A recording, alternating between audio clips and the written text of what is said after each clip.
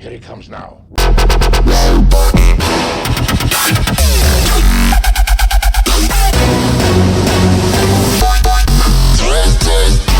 I thought this would be fun. I thought looking into the TOS novelizations would be a good time. Come out to the coast, we'll get together, have a few laughs. I didn't realize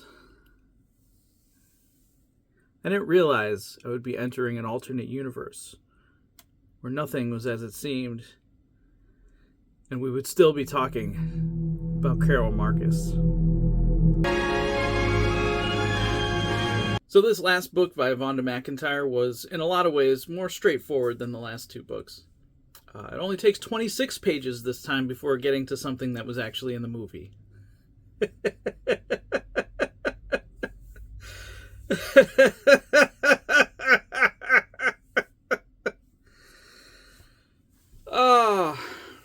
That doesn't mean it's not still a little bit bonkers. Not the guy from TNG. The Traveler is what the book calls the probe that starts the whole adventure. It spends its time leisurely traversing space, sending songs out to the beings of the galaxy and receiving songs in return. But one day, the song of one of its contacts changed. They were in trouble. So the Traveler headed out that way to check things out. And as the song finally stopped, the Traveler kicked it into high gear, its song becoming a dirge. He was determined to sterilize the world and reseed it with new life. So this is what makes books good, because they can get into this stuff in a way the movies can't. Kirk tries to get a hold of Carol Marcus, but she is not available. Having visited the family of Regular One scientist Vance Madison in the Star Trek III novelization, Carol now goes to the planet Delta to express her condolences to the families of the two Deltan scientists who were conned way back in Star Trek II. I must point this out. These Deltan characters had no dialogue in Star Trek II. I don't even think appeared on screen in the movie. At best, they were side characters in the novelization. Why we continue to go back to these characters is beyond me. I guess, was the book running short? I don't understand. So we leave Saavik on Vulcan, where Spock's mother Amanda has requested that Starfleet assign her to Vulcan. Any dialogue about Saavik being pregnant with Spock's child is not present in the book, so the canonicity of that possibility is very much left up in the air. Future story thread. Saavik has now sworn revenge against whichever of her parents was Romulan. And that's pretty much it for her. There's a couple of books that continue her story, but the plot synopsis did not impress me much. I do have a copy of the Pandora Principle, which deals with her origin story, and we might get into that eventually. So the cloaked Klingon ship, say that 10 times fast, lands in Golden Gate Park. In the film, the event is witnessed by two garbage men. They're having a conversation, they see something unexplainable, they humorously agree that they didn't see it. Pretty straightforward, right? What the book tells us, though, is that we didn't get the entire conversation. You see, Javi is a frustrated author, and he's explaining his grand novel's plot to Ben. This line... Think I'm going to spend $60 for a damn toaster oven? You're out of your mind. Is from his book. These two pop up a couple more times in the book. It's very strange. It adds very little. Again, was the book running short? I don't know. So this was a fun scene that they actually tried to film, but the young actor playing Sulu's distant relative didn't work out on the day. But it's a fun scene. Sulu and the kid meet on the sidewalk and have a brief conversation in Japanese. It's cute. I'm not sure why this is so different from the film, but by the description and dialogue, the antique dealer is a completely different character than what we got in the film. He's a hippie. Does it mean exact change? Yeah! So, Kirk and Spock determine that they need to make some change so they can get bus fare, right? But the shops they try refuse to make change for them. So they realize, oh, we need to buy something. So they buy some candy, which they eat, of course. So later on, as they tour the Cetacean Institute, Spock starts to feel a little strange, but he's been through a lot lately, so he doesn't think much of it at first. Of course, Spock ends up diving into the tank in front of a crowd of people, And later on, Kirk questions his judgment. Spock admits that his judgment is not peak because of the effects of the sucrose in the candy, which effectively makes Vulcans a little drunk or loopy.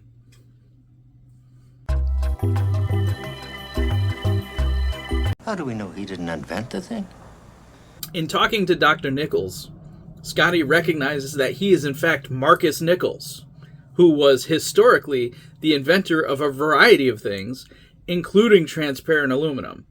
So they actually have to give him the formula to maintain the timeline. Not now, Madeline. Little different from the movie. So towards the end of the book, Kirk wants to take full and complete responsibility for what happened in the last few films, but Sulu indignantly lets him have it. Not allowing the rest of the crew to accept responsibility in their part of the charges would make Sulu and the other officers no more than mindless puppets, right? He's not wrong. Kirk apologizes and they shake on it. There's other stuff too, small stuff like the crazy guy who thinks he's a spy, who calls the FBI on a suspicious Uhura and Chekhov, and Gillian drives an old Land Rover instead of a pickup truck. Probably some other minor stuff too that's not really worth talking about. Alright, let me just say this up front. People like to say this is the worst of the TOS films, but I still like it a lot. Shatner feels bad about the way it went down, but he really shouldn't. We can tell what he was going for. If the studio hadn't kneecapped his budget and the effects were better, it would have gone a long way to making it a more successful film. I think critics had their knives out for it before it even came out. It was one of the biggest summers for movies ever, so it got steamrolled by Batman and Indiana Jones and everything else. Everything I want to say really was already said in a video by Steve Shives, which is way better than anything I could have come up with. Link to that is downstairs. Anyway, J.M. Dillard wrote this book, and she's done playing around like Vonda McIntyre, so this book is pretty straightforward. Also well written, and pretty enlightening.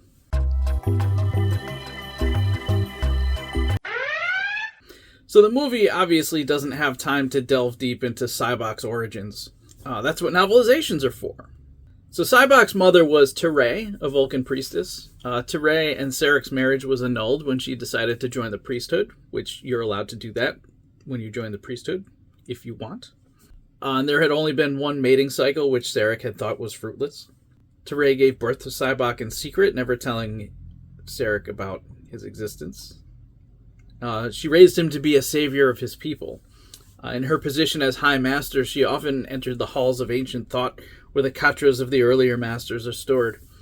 She started consulting with only the masters who lived before Surak and his pacifist reforms, leading her to come to some conclusions about the necessity of utilizing emotion. She found out about the existence of Shakari and raised Sybok to be the chosen one to lead his people to this paradise and source of all creation.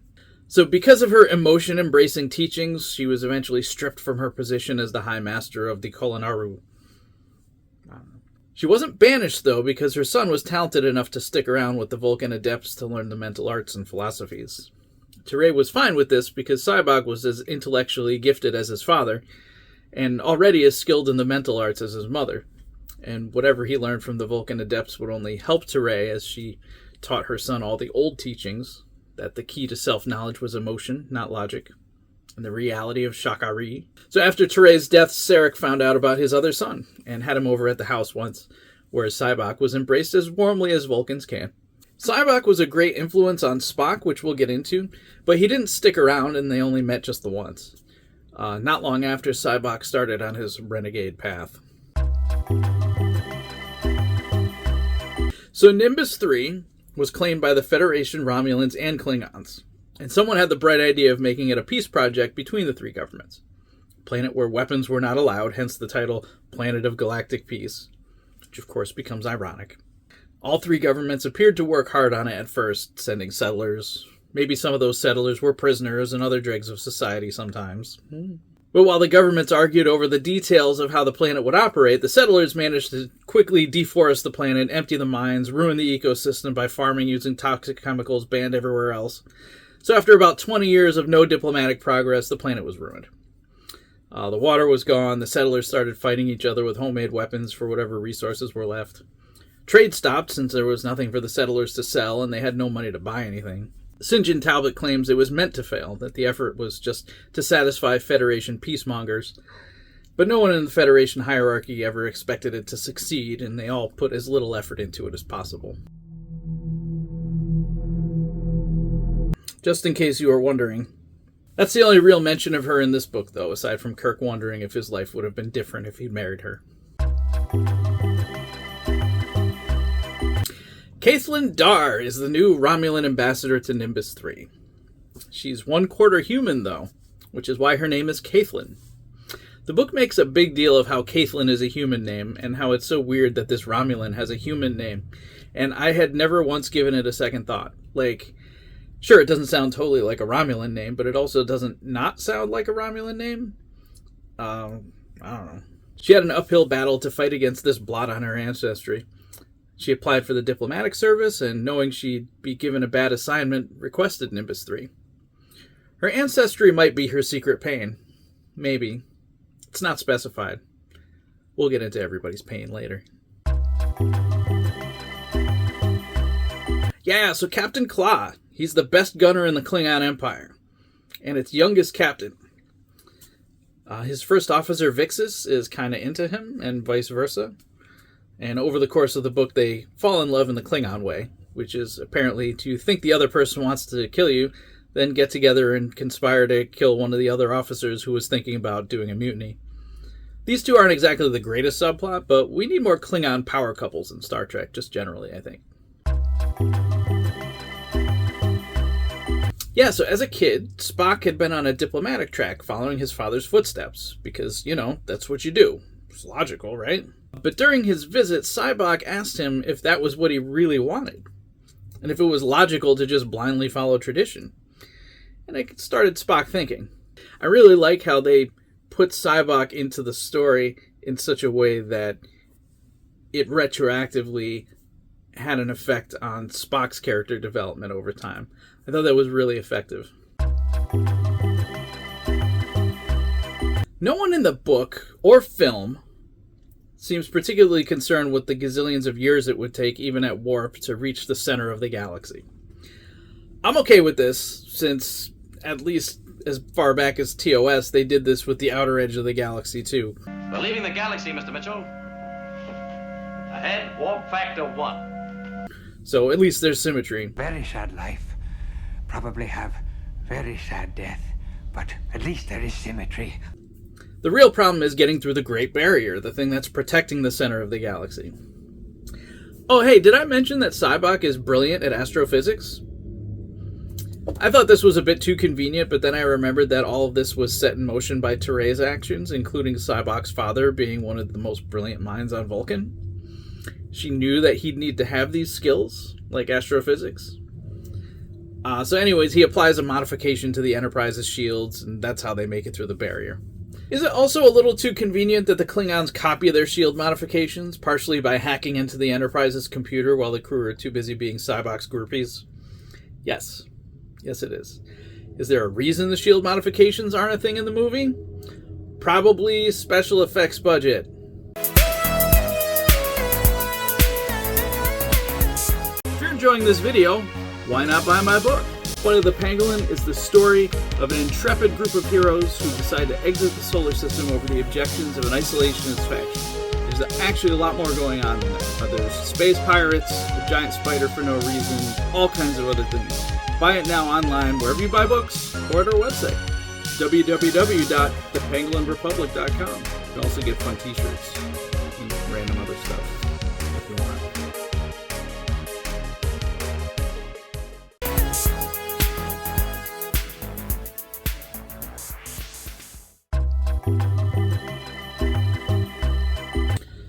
Alright, let's do this. So Sybok in the movie is big on sharing everybody's pain. And we get to see a few instances of this process demonstrated in the film where he shows McCoy and Spock's pain. But since this is a book, we get like 240% more pain than the movie shows us. On the surface, it seems like he's just relieving them of excess guilt that they've put upon themselves. But in the book, Spock mentions that the technique Sybok uses was also used to control people in Vulcan's past. So there's a darker aspect to this process that's beyond what the film can portray. Sybok's spell was broken once everyone saw that the god of Shaka-Ri was a fraud, so really, how powerful was it in the first place? Maybe they were all just genuinely grateful to be rid of their excessive guilt? I don't know. Excuse me. Alright, so everybody's pain. Let's take a look. First up is John, the guy digging well holes in his barren farm at the beginning of the film. His pain is that his wife had just died. He had been banished from his home planet in Romulan space, and she stuck with him all the way. She could have left Nimbus 3 and gone back home at any time, but she wanted to stay with him, even after their farm died and she wasted away. In sharing Ja'an's pain, Sybok basically just gave him an objective view of the situation, that his wife had chosen to stay with him, and her death wasn't on him. Really, that's the deal. He just sits people down and says, look, that thing you're carrying around is not actually your fault. It's not your fault. Except he says it in their heads. And they look at it and they're like, you know what? I guess you're right. Just gives them an objective viewpoint. Next up is St. John Talbot. St. John Talbot's pain is that he was responsible for negotiations between the Andorians and a neighboring system, which went horribly wrong and a lot of people died. And he'd been trying to drink himself to death ever since. Next up is Ambassador Cord. Cord's pain is that he lost his two youngest children to a meaningless battle. Sick of needless death, he spoke in favor of making peace with the Federation, so the High Command sent him to Nimbus 3. The whole process was a joke to the Klingons, so Cord was also in the process of trying to drink himself to death.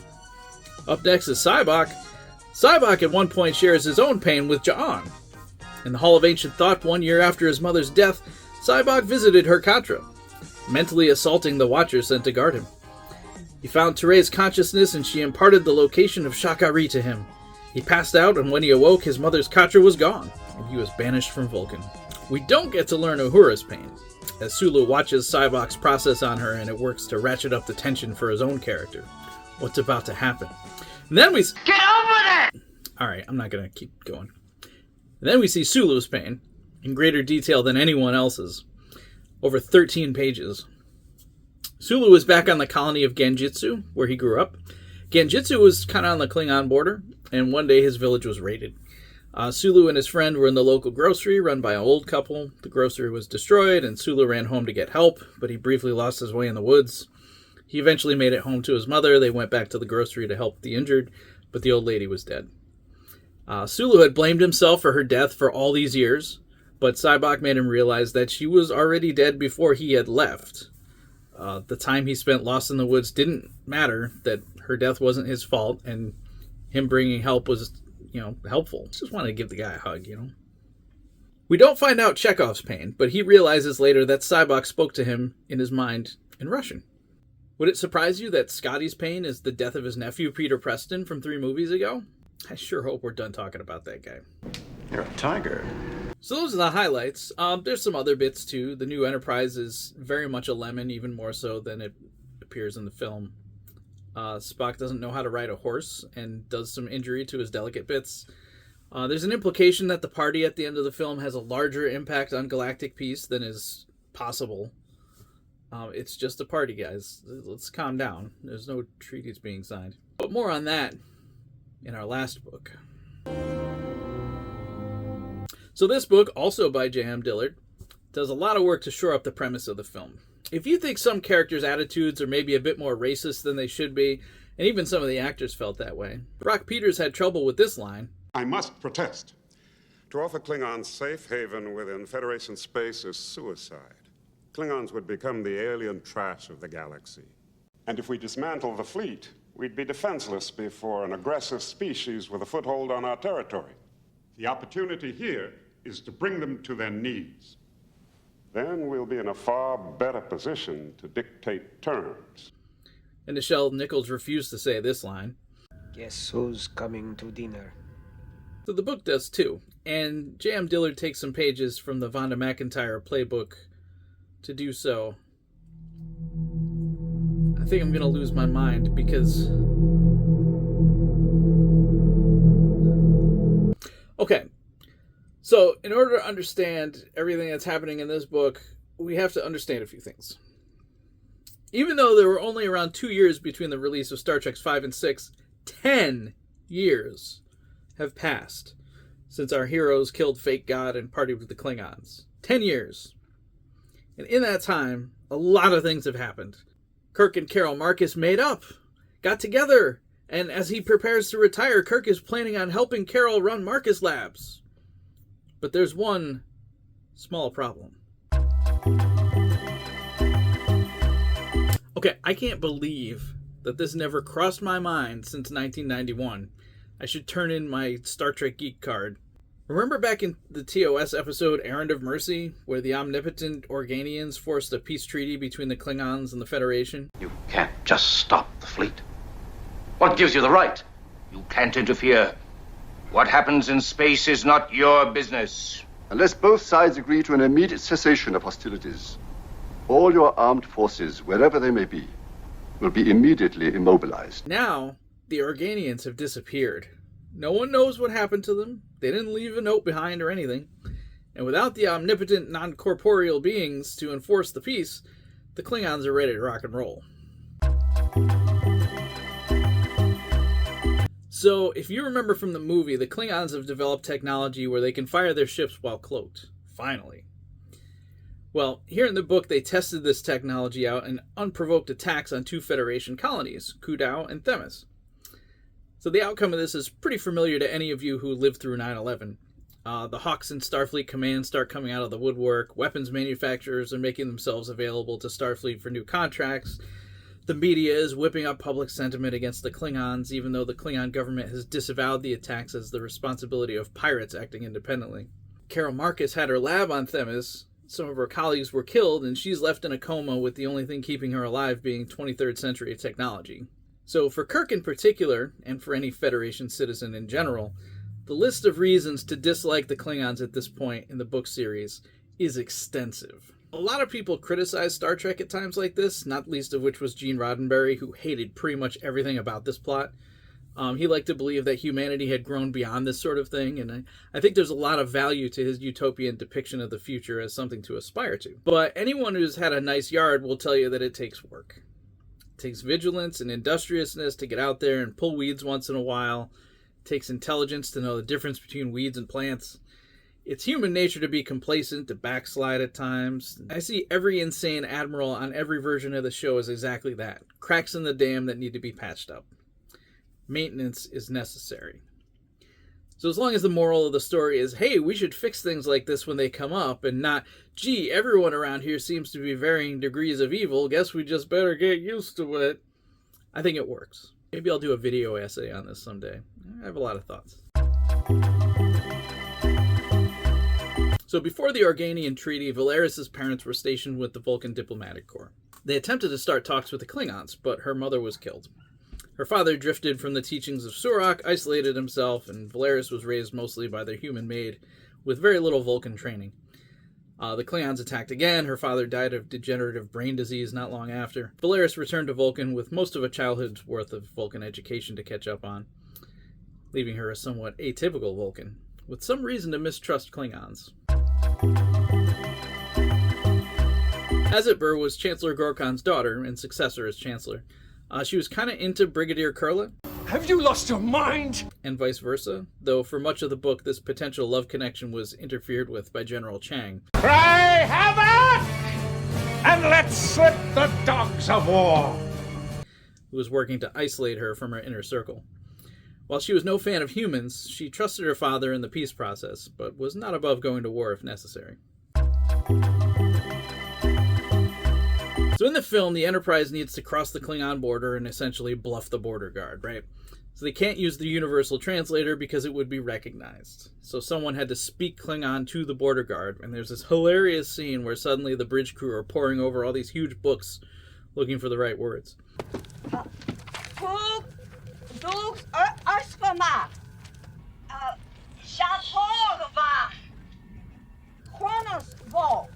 And they get it hilariously wrong, but the border guard doesn't care. People had a lot of problems with this scene, not the least of which was Nichelle Nichols, who believed Uhura should probably know how to speak Klingon.